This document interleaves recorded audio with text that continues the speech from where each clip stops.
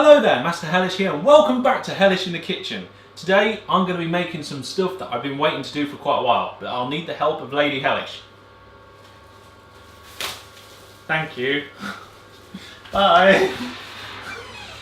Okay, so I've got some ingredients. Lady Hellish is gone. What are we doing today? Today we're going to be making a Hellish Battenburg. That's right, we're back on the cake. Back to the cake, back where I like it. Oven is on, right? And it's also set to something. About 180. If you don't know what that is in the other thing, go find out. Flour, caster sugar, eggs, buttery stuff. Let's get it going. Good. I'm going to do what I did last time and I'll just use the tub.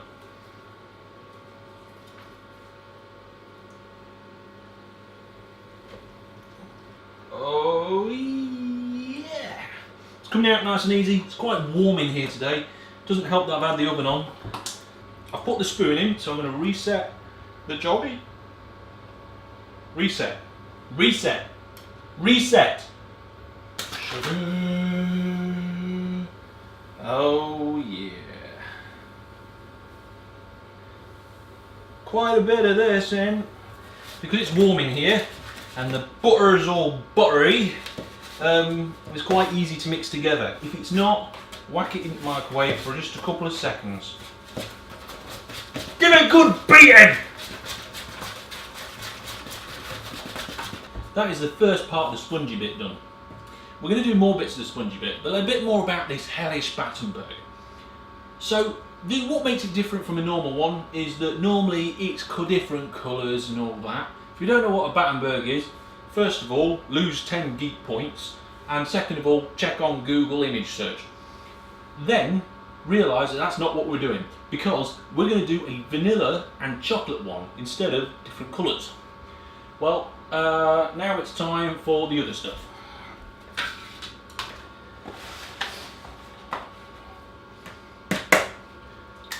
One egg, 2 egg.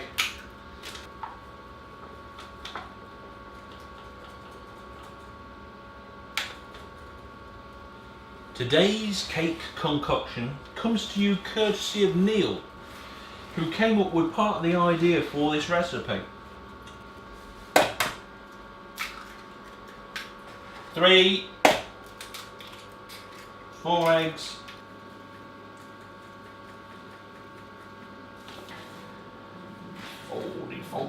Foldy. Oh yeah. 5. That's 5 eggs, 500 grams of flour, 500 grams of margarine, 500 grams of sugar, all mixed up lovely.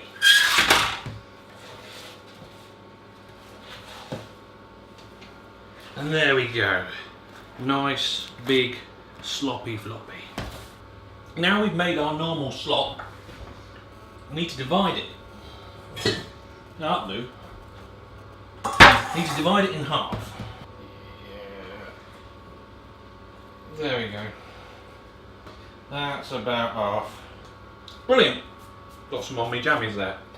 Right, so, because we're making a Battenburg, normally you'd put a bit of colouring in one and maybe not in the other, or a different piece of colouring in the other. We're not going to do any of that. First things first, I'm going to put a little bit of vanilla extract in one of them.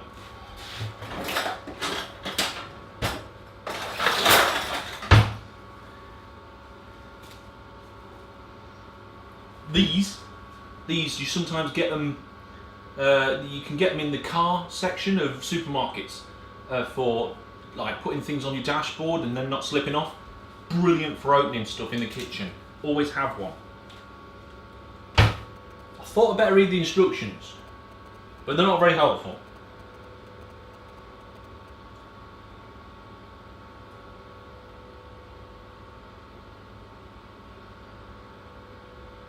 I'm going to put in 3 teaspoons. We'll find out if that's good later or not. And in the other one, we're going to add some cocoa. Open it up. Let's sprinkle some of that in there.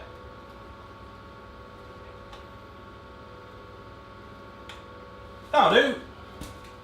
Nice sprinkling. Yeah, it's quite brown. And if you wanted to do like a marble cake, you do exactly the same thing. The only difference is that you just get a big bowl, a big oven thing, and then you just put blobs all over of one and the other, just mix it up, different blobs, and then just run a knife a little bit through it or a spoon, give it just a part to mix, and then you get a nice little marble cake. But we're not doing that.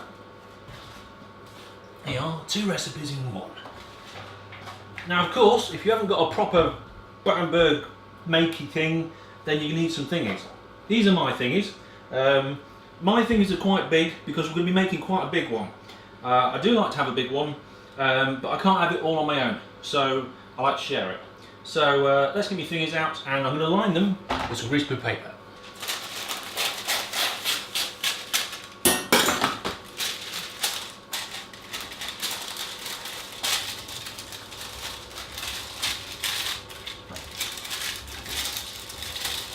Two loafy tin shaped things, and we're going to pop our goo in.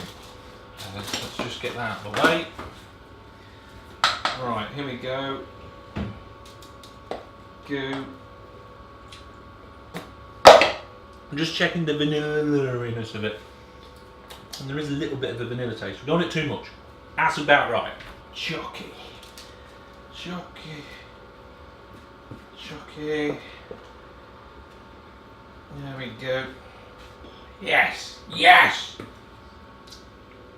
Mmm. Chocky. Mmm. Nice chocolate flavour. Plenty of the flavour there, but it's not too strong. These should be good. Now we're just going to lob these into oven.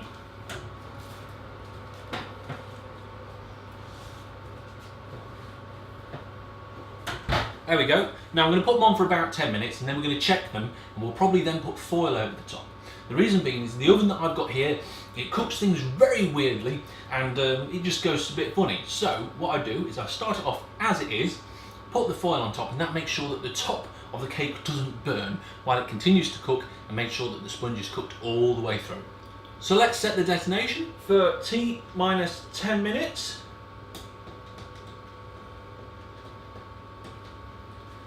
And we'll see how that gets on. Right, so they've been in there for 10 minutes uncovered and then 20 minutes with a cover on. So let's turn it off and we'll see how we're looking. Oh, look at that. Might not quite be ready. Let's do the knife test. No, look, not ready. We need to do it a little bit longer. And whilst they're all finishing off in the oven, I suppose I ought to tidy up, ready for the next stage. Only one way to do that.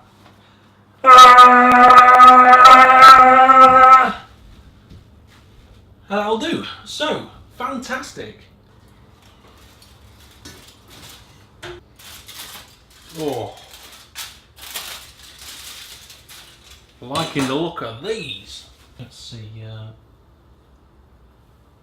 that one's clean and that one's clean too. They're done.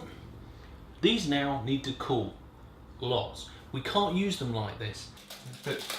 Lift it. Oh yes.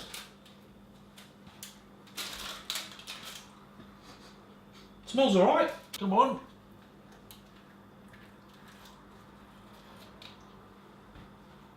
And that one's out. When your cakes have cooled down, we're going to need to cut them into shapes for the Battenburg. Now for this, you either need a very sharp knife, or failing that, a fairly sharp knife that's serrated, or failing that, a bread knife. I find the serration of a bread knife works best if you haven't got a good one. So let's just try and get these cut into shape. Now, each one of these is going to make up 1/4 of our Battenburg. So what I'm going to do is I'm going to lop the top off and straighten up the sides maybe, just to make them nice and square, and then put it right down the middle. Then we'll end up with 2 long yellow bits, and we'll do the same to that one. We'll end up with 2 long brown bits. So let's see how that goes. Right. Now, The way I do it, put my hand on it so I've got some purchase and just gently saw along.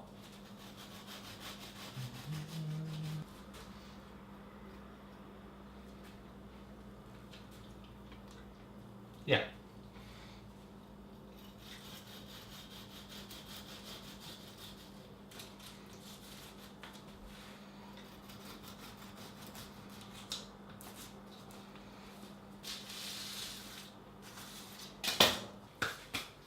And there we have it. After a bit of chopping and shaping, we've got 4 little spongy things, all of various different sizes slightly. This one I can see here is a bit bigger than it should be. Just using this sharp knife, just shave that little bit off there. And you don't have to chuck away these cuttings. They're blooming tasty, just as they are.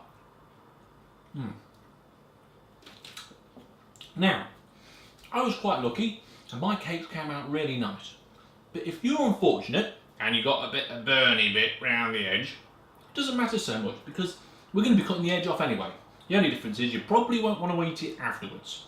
It's this nice bit we want.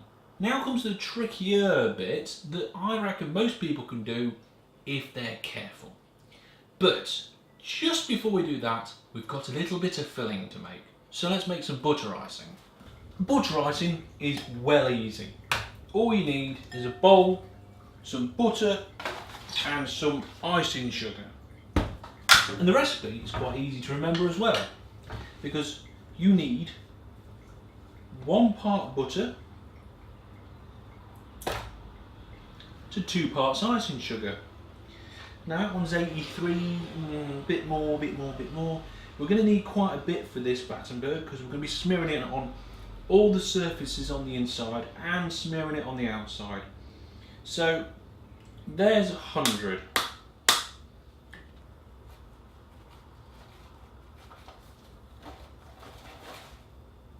And because it goes absolutely everywhere, you need to be careful at first.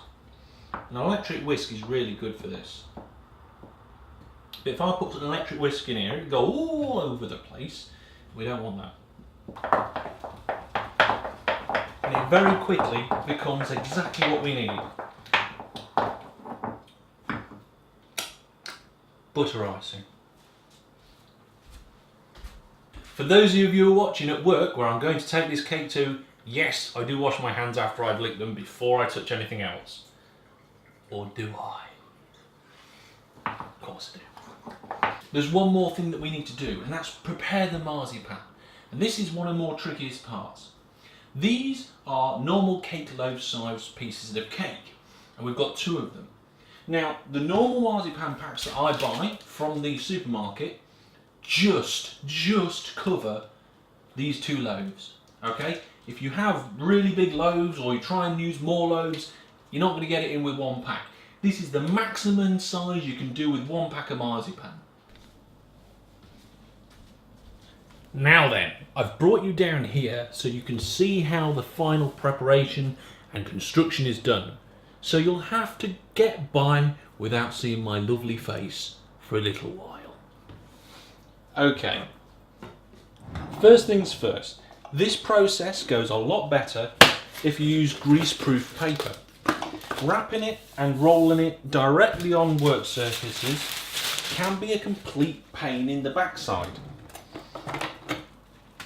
So, let's get a nice generous piece of grease-proof paper. There we go.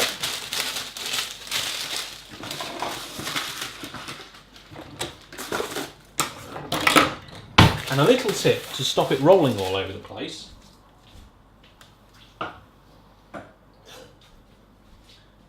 Get some water.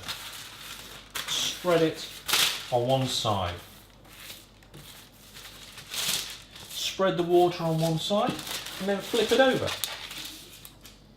The water will help it stick to the work surface without any stick, and we're left with a dry surface to work with. You will need a rolling pin or a vodka bottle. I have done it with a vodka bottle before. I don't recommend it. So this doesn't stick completely to everything. We're going to need a little bit of icing sugar. And what I recommend is that we just get a little bit in our hands and just make a nice little sprinkling on this surface here. We'll just rub it in like this. Okay, and then we'll do the same to the rolling pin. Make sure that's got a nice little coat on as well. Block in the middle. And what we need to do is we need to make sure that it's long enough for a piece of our cake. So there's a slice of our cake. So it needs to be that wide and plenty long enough. Rolling it to get that width that we need. Yeah, that's pretty much the width that we need. And then the most difficult part is getting the length without distorting it or ending up with funny shaped bits all over the place. Trying to see where the thick bits are and distribute the marzipan around. Just rolling it backwards and forwards in one go will not do it, will not do the job at all. Just a bit more in this corner. It's a bit thin, so I'm not going to do too much. Now remember, the number one rule of baking at home is if it's perfect, nobody will believe you made it, so don't bother. Don't bother making a perfect one. Right. Now, by my measurements, we should be there. So it's time to start building. Alright, here's our butter icing mix, and I'm just going to put some on the marzipan, just spread it about like this. I want a nice thin layer. Don't want to use too much at once because you don't need a lot of this. It's going to be very sweet as it is. You got a nice sweet cake, you got nice sweet marzipan, and then you got this massive, great big popping candy mess in the middle. You just want a thin layer. So there we go, a thin layer in the middle to start us off. Take a piece of cake, pop it in, and then just a little bit down the side, down there. Bit of cake. It doesn't matter if it's perfect. You just want to put a bit in. Try and just get it even, like that. A bit more gobbo. It's an official term, gobbo. There we go. And this time, a brown one. Oh, look at that, brilliant. Now, the sides are going to be done by that bit, so it's just the top we need to do now. Big dollop on the top, spread it about, and then we'll put these on. There's that one that way. Now, I think, yeah, that looks right. It's about there. And we're going to need some on this side here. There we go, just lathering it in. Bit more, just scrape it off the bottom of here. There we go. And that piece there too. So now for a fairly tricky part, we're going to put more gobbo on the marzipan, more of the goo on the marzipan here. Spread it right out pretty much to the end. Now, this is the moment of truth part. This is where all your rolling and your measuring either goes right or it goes wrong. Just a little bit more. There we go. So, we use the greaseproof paper to pull up the marzipan and lift it over. Slap it on like that. And then we double the marzipan back and peel it away, the greaseproof paper away, and peel it away from the marzipan, like so. And if you're lucky, it won't tear, and sometimes it does need a little bit of just working in like this, just making sure it's all nice and pushed in, and hopefully if we've rolled it enough we can get this side up, over, peel back, and they meet in the middle. There we go. And I'm just going to pull it back onto the greaseproof paper, and then we're going to roll it twice so that it's now on the other side. And there we have it. Okay, there's only one thing left to do, and that's get your sharp knife, and we're going to trim off the excess marzipan. Now this, you have to be careful with this, and gently, bit by bit. And if you want to, you may want to cut off the actual one layer of the sponge. But most of the time I don't bother. I like the rough and ready look on the outside. It reminds people that I've actually made the cake. So there we go, just push it together a little bit more. There we are.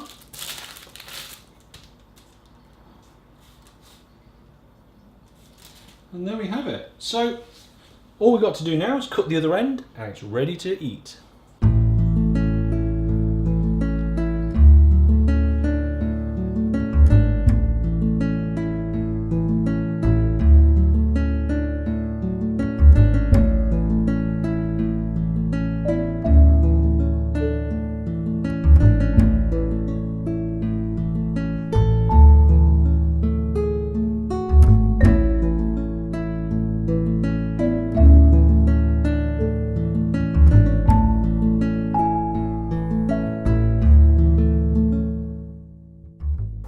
Well, there we have it, one hellish Battenburg. Thank you very much for watching, and until I see you next time, goodbye.